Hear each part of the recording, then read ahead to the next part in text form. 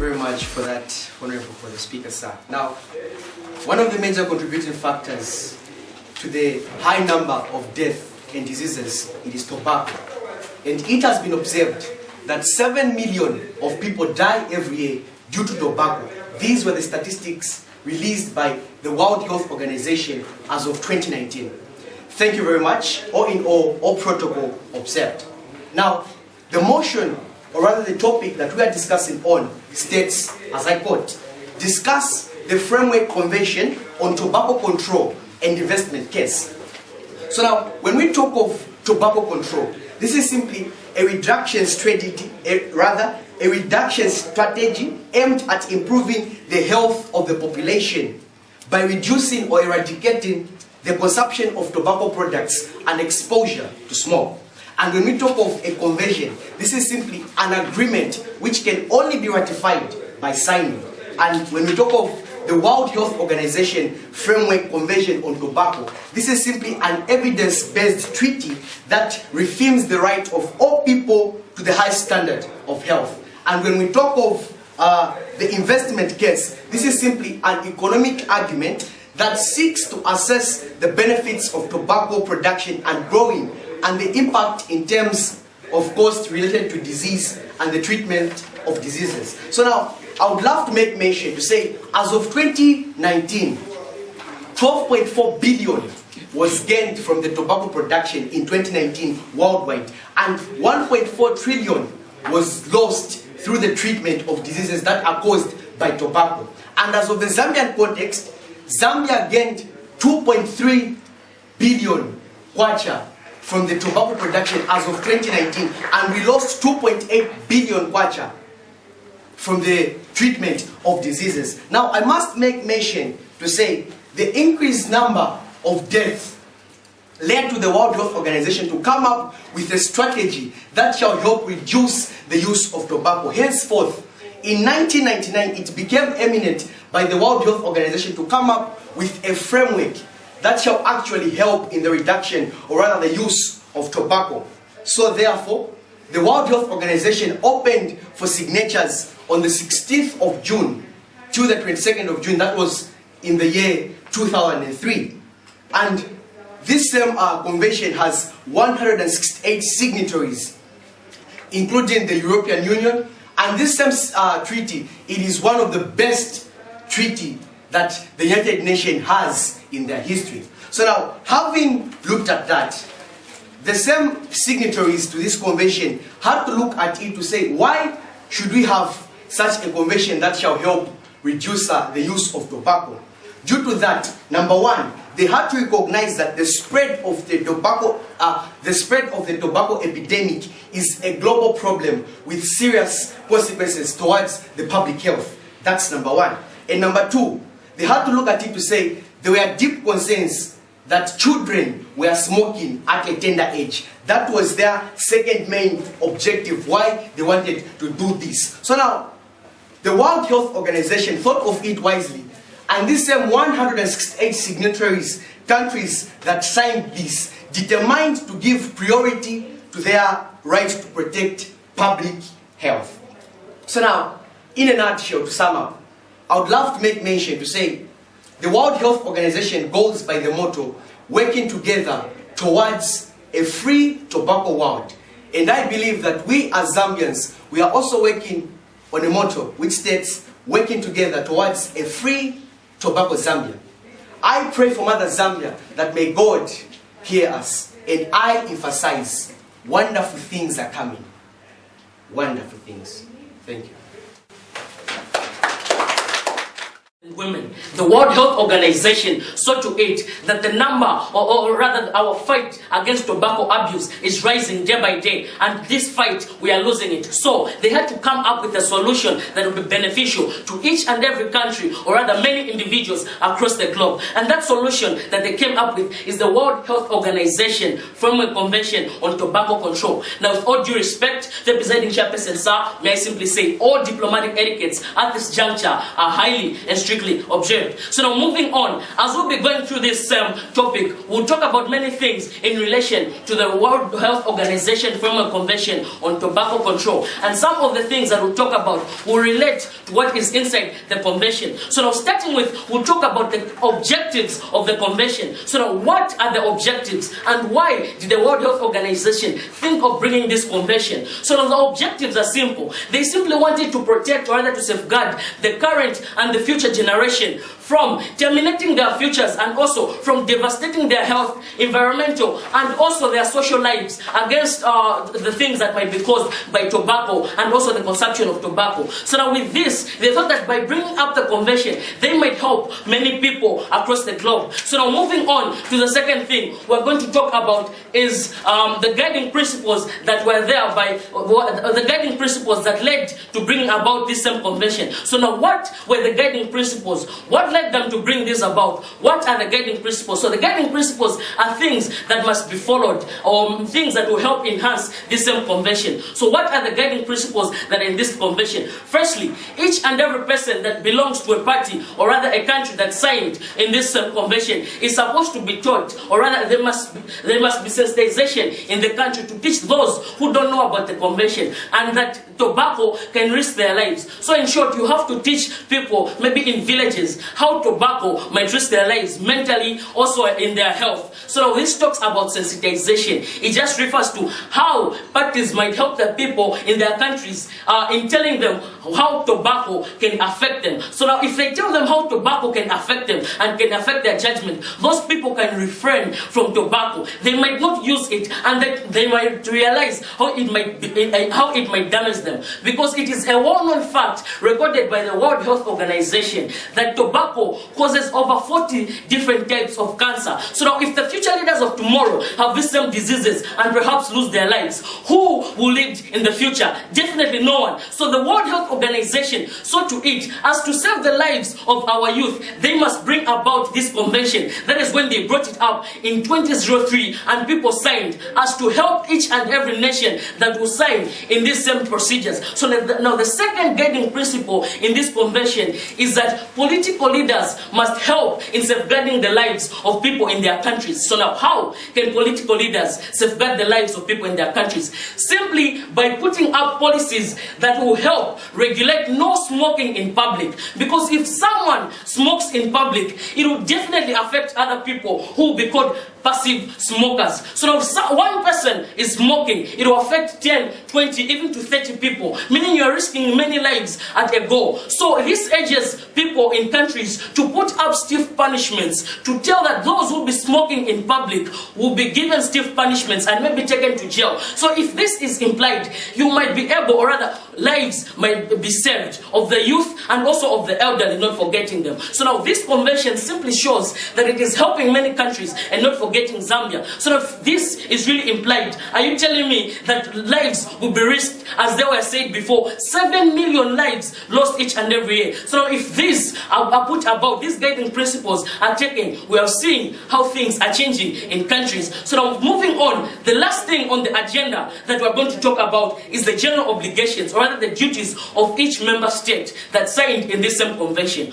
What are the duties? So now the duties is to cooperate with intergovernmental organizations at regional and also at international level as to help enhancing the convention at large. So now the second one, the second obligation, or rather the second duty, is that each member state which has resources to spare, or other resources, must raise and also give to funds mechanisms such as the bilateral fund mechanism and also the multilateral fund mechanism in helping enhance the convention at large. So now in conclusion, since time has never been friendly to humanity, so now I'm concluding. In a nutshell, this convention is really bringing about change. And in this discussion, we have discussed the Framework Convention on Tobacco Control and what it is all about, wishing that we might be able to enlighten the nation at large. And by enlightening the nation at large, we now know what this is all about. And indeed, wonderful things are coming.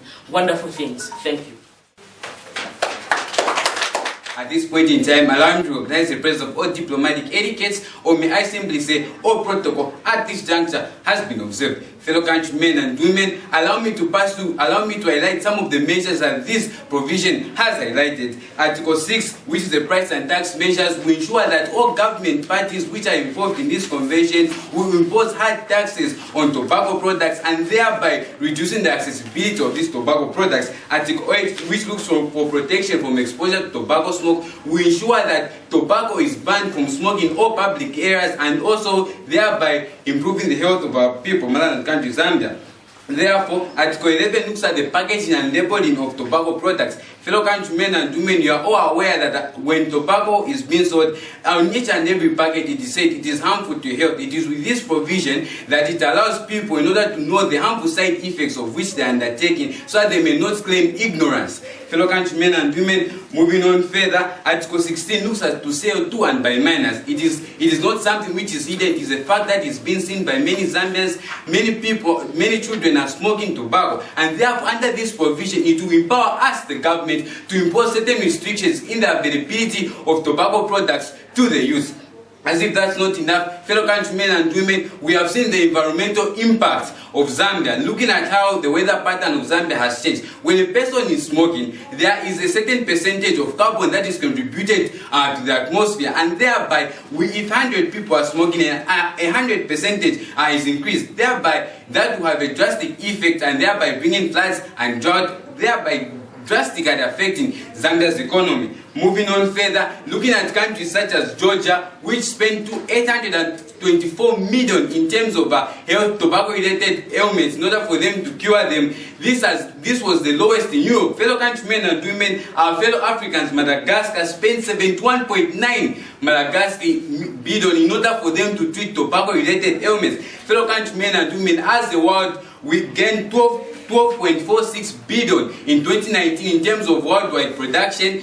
But the World Health Organization came to realize that as the world, we spent 1.4 trillion in terms of treating ailments related to tobacco. Zambia as a country, we gained 2.3 billion Zambian kwacha, but lost 2.8 billion in cost to deal with tobacco cases, which has been summarized as 154 million was lost in terms of health and care. 2.7 billion was lost in terms of productivity. This was caused by people falling sick and among others.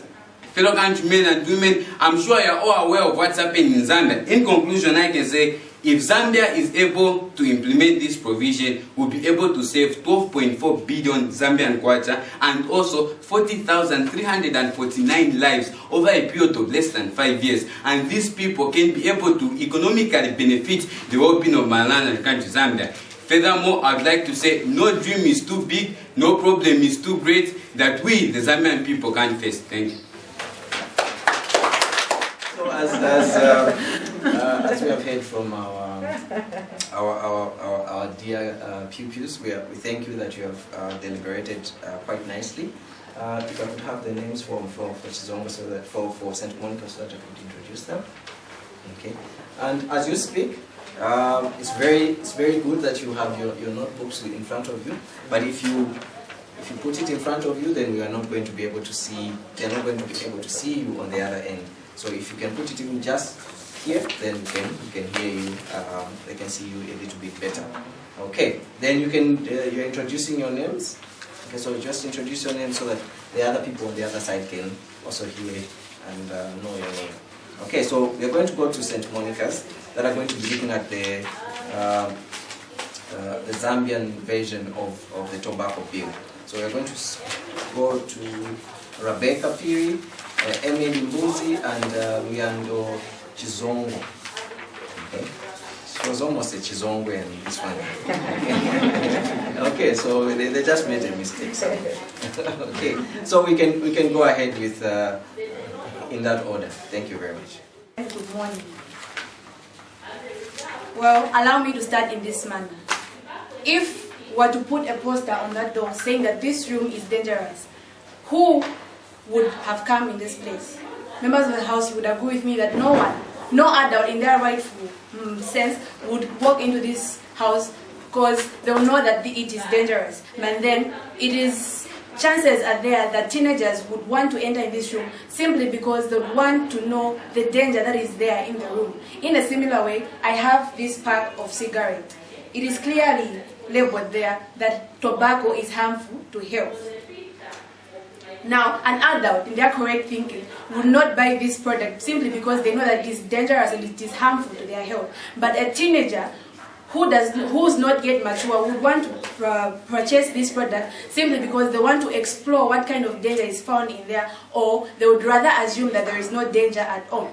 And members of the House, according to statistics, you would agree with me that tobacco, apart from causing different types of harmful health complications to the human body, it also causes 40 different types of cancers. And apart from that, statistics also say that 56,000, Zambia has over 56,000 children who are hooked to smoking, and a growing number addicted to shisha, which is a modern pipe tobacco. Now, this is very worrying, ladies and gentlemen. This is why we propose that the enactment of the bill, of the tobacco nicotine bill should be enacted. Now, members of the House, we as a team are mainly going to highlight the benefits of tobacco nicotine bill regulation, of tobacco use, tobacco sale, and tobacco growth. Now, I will mainly look at the balancing of the health and the economic sector, and Honorable Mbuzi will look at the economic sector, and Honorable Chizongo will finally look at the social sector of this matter. Now, members of the House, you would agree with me that if there is regulation of tobacco use, sale, and growth, meaning that we will be able to balance between the economic sector of the country as well as the health sector of the country, in the sense that if tobacco use, sale, and growth is regulated, meaning that we have less people consuming it. Therefore we have less numbers of diseases that are tobacco related. Therefore, the government will spend less money on curing diseases that are tobacco related, in the sense that it will be balanced. We have less diseases that are tobacco related, therefore we save more lives in our country. And with this, one may want to ask if there is regulation of tobacco use, sale, and growth, won't it affect the economic sector of the country? Well, do not worry about that, because the second speaker, Honorable Mbuzi, will cement more on the economic sector of this topic. With this point, I beg to leave. Now, just to pick it up from where my fellow Honorable has just left it. Firstly, I would like to inform everyone in this room that we do receive great news from the tobacco industry to say that each and every year, tobacco is one of the major crops that contributes to the gross domestic product of our nation, Zambia. But the question that lies in our minds is that what or how much does the government spend in treating tobacco-related patients, be it locally or those that are evacuated from the country? Firstly, you will also agree with me that if tobacco is well regulated, as a country we will benefit economically. We're looking at the agriculture sector here. A lot of land has been dedicated to farming tobacco. But due to this, we see that tobacco is available in streets, thereby students at young age, teenagers are able to gain access to this product. If we thereby regulate the number of farmers who are going to farm this product, who are going to produce this product, we will also be able to regulate who buys this product and to whom this product will be sold for consumption. On the other hand, we are also looking at the farmers that will be stopped from farming this product. As an individual, I do believe, as an advocate, these farmers will not be affected, in the sense that in Zambia, we look at the western, southern, and eastern province. These are the major provinces in Zambia that produce tobacco.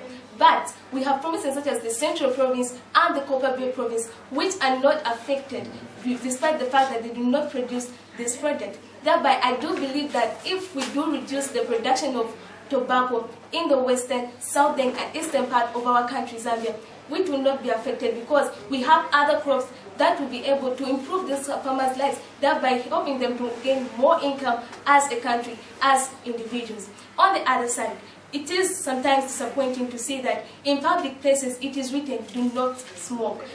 But we see that tobacco is so written there, thereby access to tobacco is very available to everyone.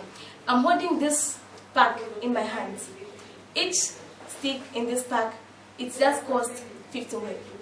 But let us try to compare this together with the treatment of diseases that are related to this product, we will discover that the treatment of this product is high. The cost is very high compared to the consumption of this product. This product is as cheap as 15 rand. But sometimes to treat the diseases that are related to this product, it will cost us a lot. To an extent whereby we're supposed to send people out of the country to be treated. Thereby, as a nation, I do advocate that this bill is put into enactment, so at least as a nation we develop our country, Zambia. I do believe in a great mother, Zambia, without any hindrance. But as well, we're supposed to look at the fact that this bill will not only help us improve economically, but as well help us improve in our social life. Well, that's not my part to touch. Thereby, Honorable Chizongo will be able to cement more on that part. With this point, I submit.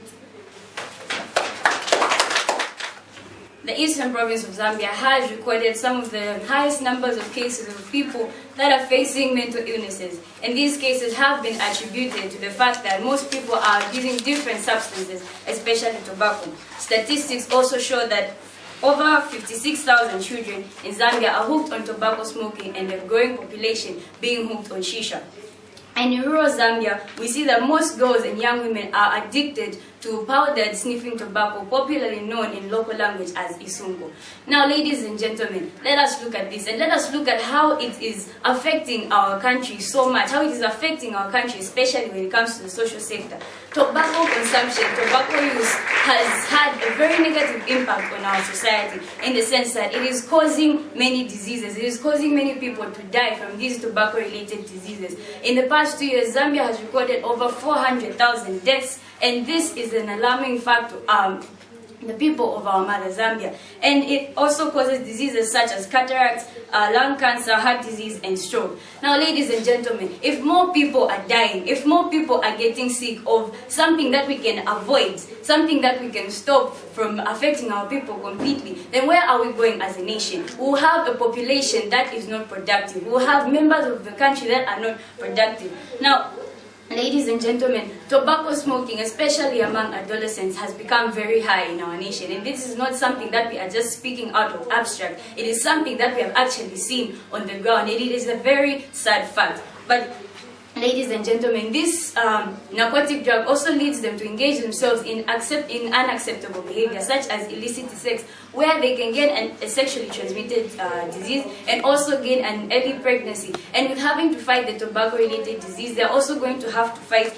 They're also going to have to drop out of school to become young mothers or young parents, rather, so to say. And it's also and this is going to affect our social sector in the sense that less adolescents will be in school, less people will be getting an education. Their minds are going to be disturbed, firstly because of the drug, and secondly because of the activities that they're involving themselves in. Hence, our nation is not going to develop because they are unable to concentrate. They are unable to carry out day-to-day activities, simple day-to-day activities that they can do with their straight mind frames. But because their minds have not reached full maturity and are also affected by this narcotic drug, they are not able to perform the way that they are supposed to. Now, ladies and gentlemen, we believe that this bill should be enacted for reasons such that it is concerned with the increasing number of people that are taking part in tobacco consumption. We have seen, according to statistics, that there are a lot of people in our country that are taking part in tobacco consumption, and most of them are actually over-consuming it, and it is causing people to fall sick. It is causing people to be unable to do simple day-to-day activities because their minds are always disturbed by the nicotine that is found in tobacco, which is responsible for, which acts as a stimulant, but if it is over-consumed, it makes the processing or the functioning of the body very slow. And there's certain restrictive measures can be taken to regulate the growth, the sale, and the trading of this tobacco product, in the sense that it will be banned from the sale of minors. This law has already been passed. It is there, but it is not being actively enforced because these tobacco products are easily accessed. They are in shops, they are on the shelves in stores, and young people can easily access them. Therefore, it is not helping our country in any way. That is why the enactment of this bill is going to restrict the access and consumption that people are going to have to tobacco. Hence, it is going to be helping our nation in a great way. Other restrictions include the ban of production of snacks, and sweets and other products in form of tobacco products that may be appealing to the young people. If this is enacted, my fellow Honorable Piri talked about shisha, which is a flavored pipe smoke, a modern flavored pipe smoke. And this is what most of the young people have gotten themselves addicted to these days because of the flavors that are attracting them. And it is also easy to access, hence they are given a free doorway for them to access it. But if they're getting sick of different tobacco-related diseases, involving themselves in such unacceptable activities, they're destroying their own future. And it is because it is something that is very much avoidable. It is something that we can avoid as a nation by enacting this bill. And this is the reason why we believe this bill should be enacted and will be enforced with great power. With these points, I submit. Thank you very much. So we may wish to know that our audience, apart from the ones that are in here, we have actually 13 other people that are watching us from somewhere, mostly in Lusaka. Others are at our provincial health office within Chipata. Okay, so our guest of honor is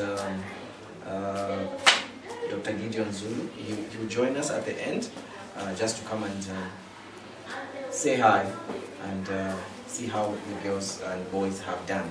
Okay, so we wait for our judges to guide us on how people have done. Maybe we can consolidate and someone will come and then announce who has won.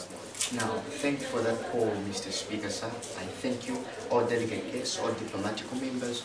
I thank you for everything that you have done to me. Now, what tobacco has affected me, how it has affected me, is that as my fellow candidates at Chizongo from Chizongo Provincial State Secondary School say that when somebody is smoking, or maybe I may give an example at the road, then it gives an affection to 10, 20 or maybe 30 people, even more, which are actually called passive smokers. Now that has affected me a lot because according to statistics, last year, 2019, only 2019, people who have died of cancer, most of them, 90% of them, it was due to tobacco smoking. 90% of them, according to statistics. So this is a very crucial and bad thing that has happened all around the globe.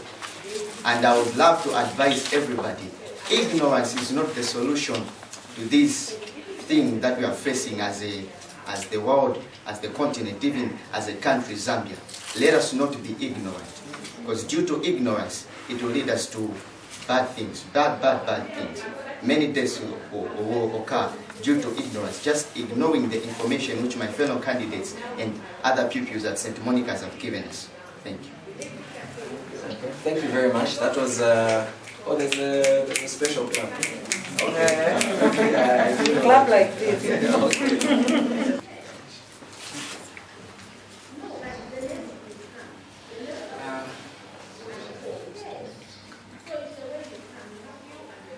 So we are really thankful to the organizers of this event, and we hope that whatever activity has happened here has been a success. I know I'll get a full report, and maybe before I say something, I continue, I must also sincerely apologize that I was officiating another meeting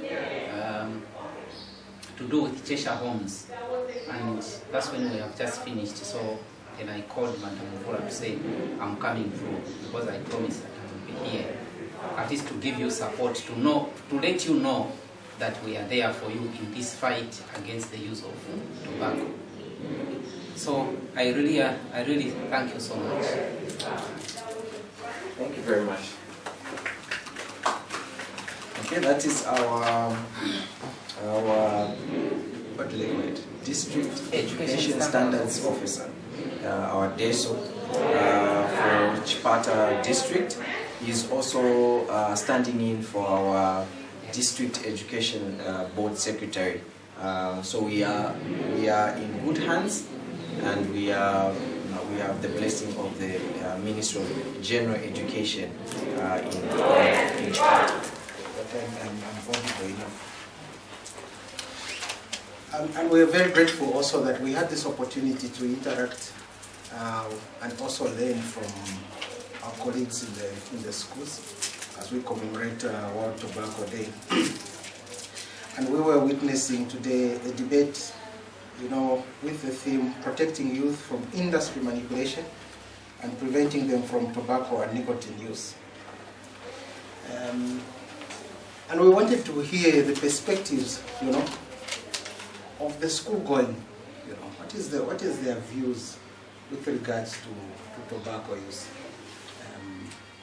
What are some of the benefits that go with not using tobacco? All right? But also, what are some of the things that as young people, we need to learn in terms of promoting health in line with tobacco use? And I'm well informed that the debate went very well, and it's now time to recognize, in a debate. It reminds me of the days I was as part of the Munali Debating Society. You feel very nice that I think I had some points there, isn't it? And then at the end of the day, you find you're not the best speaker. But I think this debate is not about who is the best speaker, isn't it? It's about what have we learned from this discussion, right? From this deliberation, for and the ones who are on this side and the other side. What have we learned from the deliberations? It's those points that we'll pick up and use in the future. So whether we are best speaker or not the best speaker, what is important, the greatest achievement is that you took part, right, in discussing tobacco use in our country. And so we appreciate all your efforts. And having said that, and I know that you've been waiting, for quite some time now, it is my pleasure to proceed with the announcements. And I'll hand back to Dr. Mando just to guide me, all right, on how we should do this. Should I just press through to it?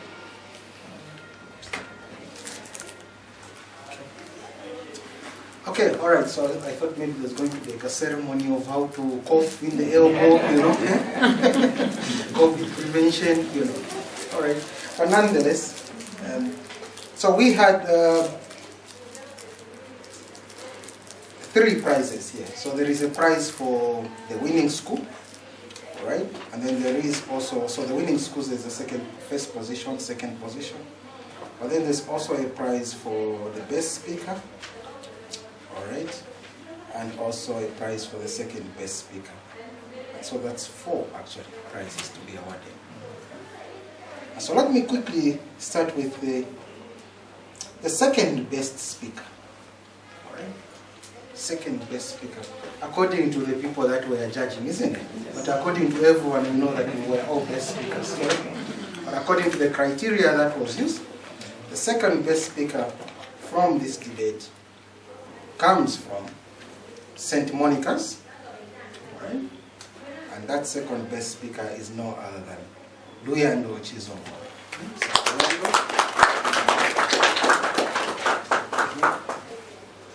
Luyando, unfortunately, you just have to stand 1.5 meters and then we'll say namaste. Alright? Okay, good. Congratulations. What is the prize? Oh, we'll give them something, just something will be given. Alright, perfect. So that is second best speaker. Obviously, if there's a second, then there must have been somebody who was the best speaker, isn't it? The best speaker, according to the criteria that was chosen, all right, or used, comes from Chizongwe Technical Secondary School. And this one is no other than Joshua Mam. All right, so Joshua. Again, namaste, Joshua. All right. Good. So that had to do with the speakers, but now we need to decide, isn't it? So St. Monica's decided to give us a second best speaker. Chizongwe decided to give us, the best speaker. But then, who takes, the second position in terms of overall as a school? And that second position, who scored 79%, with a total score of 236 is no other than St. Monica's. Okay? So we did that. It's ironic because we had two schools, isn't it? Yes. So obviously one has to be. The other one is. St. Monica's, please. No, you can still. You can still greet you. All of you and do a namaste here.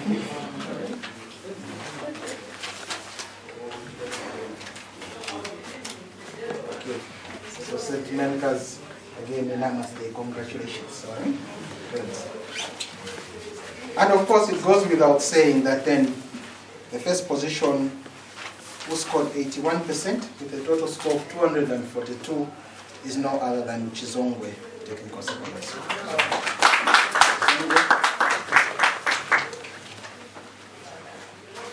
can't believe I was at one point I was also like this. Congratulations, Chizongwe. Yeah, well done. All right. And I think that's what concludes the announcement of the awards, isn't it? Yeah. And I also wish to thank the people that were facilitating, you know. It's good to know that we unfortunately I do not have the names I was going to mention, but I'm just looking at people I don't know and I'm assuming these were the people that also came to join us.